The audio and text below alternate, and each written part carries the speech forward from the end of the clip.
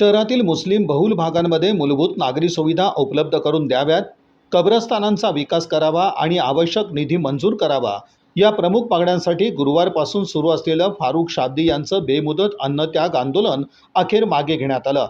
उद्योगमंत्री उदय सामंत यांच्या मध्यस्थीनंतर प्रशासनानं मागण्यांबाबत सकारात्मक भूमिका घेतल्यानं हे आंदोलन मागे घेण्यात आलं. मुस्लिम बहुल परिसरात पालिकेकडून नागरी सुविधांबाबत दुजाभाव होत असल्याचा आरोप करत फारुख शाब्दी यांनी गुरुवारपासून बेमुदत अन्नत्याग आंदोलन सुरू केलेलं होतं. मुस्लिम वस्त्यांमध्ये मूलभूत नागरी सुविधा उपलब्ध करून देणं, नवीन ड्रेनेज व्यवस्था उभारणं तसंच शहरातील कब्रस्थानांच्या विकासासाठी विशेष निधी मंजूर करण्याची त्यांची प्रमुख मागणी होती. या आंदोलनाची दखल घेत उद्योगमंत्री उदय सामंत यांनी मध्यस्थी केली. त्यांच्या हस्तक्षेपानंतर संबंधित मागण्यांवर सकारात्मक निर्णय घेऊन नागरी सुविधा उपलब्ध करून देण्याचं आश्वासन प्रशासनाच्या वतीनं देण्यात आलं.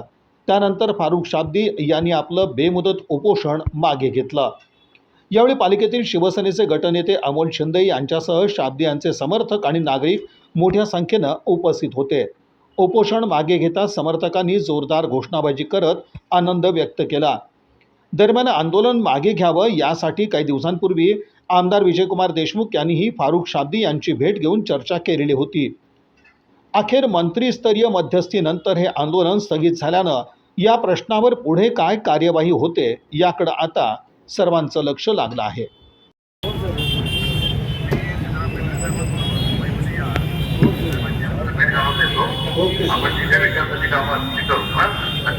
मी आता माझे ते सोडू काय साहेब?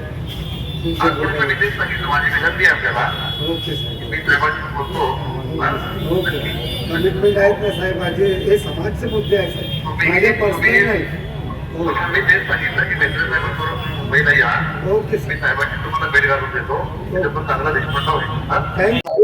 मागच्या 4 दिवसांपासून तुम्ही आंदोलन करत असतात. आज शेवटी मुस्लिम समाजाचे समोर असतील, शिवसेनेचे नेते असतील, त्यांनी भेट घेऊन काढलेली आहे. काय नेमकं त्यांनी आश्वासन दिलं? देखिए, हमारी जो मांगनी थी हमने इनको सविस्तर बताया. इन्होंने एक दिन पहले ही शिंदे साहब से बात करने के लिए हमसे पूरा मैटर समझ लिए थे और शिंदे साहब से बात करने के बाद ही उदय सामंत साहब ने आज हमको कमिटमेंट दिए और अभी फ़िलहाल उन्होंने ये बोले कि आप आ जाइए, शिंदे साहब के सामने आपको बिठाकर आपकी मांगनी जो भी है उसको पूरी करेंगे. लेकिन ऑफ द रिकॉर्ड इन्होंने बोले कि आपकी मांगनी को ज़रूर पूरा किया जाएगा. तो मैं समझ रहा हूँ कि काम हो चुका है. इसे सोलापूर महापालिकेमध्ये भाजप सत्तेत आहे, तर सर्व समाजाने त्यांना मतदान केलं. असं असताना एखादा समाज ज्यावेळेस आंदोलन करतो येऊन समजूत काढली पाहिजे, बोललं पाहिजे, असं अपेक्षित होतं. पण सत्ताधारी कुणीही आलेलं नाही आहे. देखिए, ये लोग इंसान की ज़िंदगी को समझ रहे नहीं. मैं तो एक अकेला फारुख शाब्दी यहाँ बैठा हूँ, लेकिन वहाँ दिल्ली जंतर मंतर में जो सोनम वांगचुक जी के साथ हाल हुआ, जो वहाँ के जेनजी स्टूडेंट्स बैठे हुए जिनके ऊपर लाठी चार्ज हुआ, जब सरकार उनको नहीं देखती, उनके ऊपर टीयर गैस छोड़ दिए, कीले लगाकर लाठी बरसा दिए, तो मैं एक अकेला फारुख शाब्दी कुछ नहीं हूँ. मैंने प्रयास किया था कि मैं उनकी आँख खोल सकूँ, मेरी आवाज़ को उन तक पहुँचा सकूँ और बहुत कामयाबी के साथ सोलापुर की आवाम ने मेरा साथ देकर हमारी ये आवाज़ को महानगर पालिका की सत्ताधारी पार्टी तक पहुंचा दिए और उनको ये बता दिए कि आइंदा से अगर आप नाइंसाफी और जुल्म करेंगे तो ये आवाम चुप नहीं बैठेगी. जसं भाजपच्या लोकांनी तुम्हाला इकडे येणं टाळलं, तसं त्यांना तुम्ही निवडून दिले मुस्लिम समाजाचे प्रतिनिधी म्हणून. ते एमआयएमचे 9 नगरसेवकांनी देखील आंदोलनाला पाठ केलं, परंतु समाजाच्या प्रश्नांकडे त्यांचं लक्ष नहीं आता.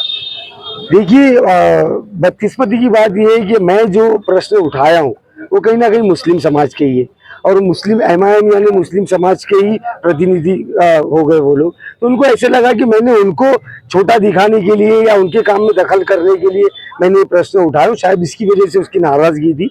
ये बहुत जल्द हम लोग बैठकर इस नाराज़गी को दूर करेंगे और आप देखोगे वो सारे नगर सेवक या तो ये स्टेज पे होगे, मेरे स्टेज पे, या मैं उनकी स्टेज पे होगा. तुम्ही आता बोलताना टोला लगवलेला आहे. मी लढाई माझी तुमच्यासोबत नव्हती, माझी लढाई ते समाजासाठी होती, परंतु तुम्ही त्याच्यामध्ये उडी मारला असं इनडायरेक्टली टोला लगवलेला आहे. तो टोला नेमका नहीं, टोला नहीं है, ये स्पष्ट स्टेटमेंट है मेरा कि मैं उन लोगों ने जिस किस्म से प्रेस कॉन्फ्रेंस लेकर स्टेटमेंट्स देकर एक समझो समाज में वो लोग बोल रहे थे कि मैं दिशा भूल कर रहा हूँ, मैं स्टंट कर रहा हूँ, तो उस वजह से कंफ्यूजन क्रिएट हो गया. तो वो अगर वो नहीं करते जिसकी ज़रूरत नहीं थी उनको वो नहीं करना चाहिए था। उलट मैं ये सोच रहा था कि मेरे अनशन के ये आमरण उपोषण के स्टेज पर ये लोग आकर ये भी मुझे पाठिंबा देंगे, ये भी मेरे साथ बैठेंगे, जिसकी वजह से 9 नगर सेवक होने का मतलब है कि 9 मेंबर्स, जिसकी वजह से कॉर्पोरेशन को बहुत प्रेशर आता और वो लोग मजबूर होते कि हमारे पास, मैं तो कोई जीता हुआ मेंबर नहीं, लेकिन अगर वो मेरा साथ देते तो शायद मुझे 4 दिन नहीं बैठना पड़ता, मैं 2 दिन में ही उड़ जाता। और मैंने चीख चीख के बोला कि मुझे बहुत भूख लगी, आ जाइए, फिर भी नहीं है, तो शायद नाराजगी कुछ बड़ी है, तो वक्त लगेगा लेकिन वो नाराजगी दूर कर देंगे। शिवसेनेत अभी मेरा दिमाग नहीं चल रहा है, पोटात अन्न नहीं, तो कोई भी नेता आएगा और मुझे वो अन्न त्याग से उठाएगा, उसका वेलकम है। अगर ये शिवसेना के बदली हमारे सोलापुर कॉर्पोरेशन के भाजपा के लोग भी आकर मुझे उठाते तो भी मैं उड़ जाता। तो इसका मतलब ये तो नहीं कि मैं भाजपा में जा रहा था। तो जो आएगा और जो हमारा हक दिलाएगा, अभी इतने बड़े नेता से स्पीकर फोन पे बात की और उन्होंने आश्वासन दिए, उसके बाद भी अगर मैं ना उठूं, नीलेश लंके साहब ने अपने पाटिंबे का लेटर दिया, उसके बाद भी मैं ना उठूं, नेत्रे साहब जो एक राजकीय पॉलिटिकल एंगल दूर रखते हुए हमारा जो पारिवारिक फ्रेंडशिप है उसको याद रखते हुए आए, तो अगर मैं इनकी बात पर नहीं उठता तो ये एक मतलब उनकी बेअदबी करणे म्हणजे तर या मागच्या काही वर्षांमध्ये तौफिक पहलवान आणि तुमच्यामध्ये काही कटुता चर्चेत होते। या आंदोलनाचं एक यश आहे की ते देखील तुमच्यासोबत व्यासपीठावरती आले। 9 नगरसेवक आता जे नाराज आहेत या सगळ्यांचा एकत्रित करून पुन्हा एकदा मुस्लिम समाजाची मोठ बांधण्याचा प्रयत्न फारूक साहेब तुमच्या नहीं। देखिए, मुस्लिम समाज की मोट अब तक मैंने बांधा नहीं और मेरे में शायद इतनी ताकत नहीं है कि फारूक शाब्दी बांध सके। हाँ, कुछ लोग अभी भी नाराज है और कुछ लोग जो नाराज थे वो वापस मेरे पास आ गए। मोट बांधना मैं उस दिन बोलूंगा जिस दिन हमारे 9 नगर सेवक भी और इनके साथ जो भी और भी दूसरे हमारे कार्यकर्ता हैं, पदाधिकारी है, वो सारे लोग पक्ष को भूलकर, पार्टी को भूलकर एक जेन्युइन सामाजिक कॉज के लिए हम सब जब साथ में खड़े रहेंगे उसको बोलेंगे यूनिटी।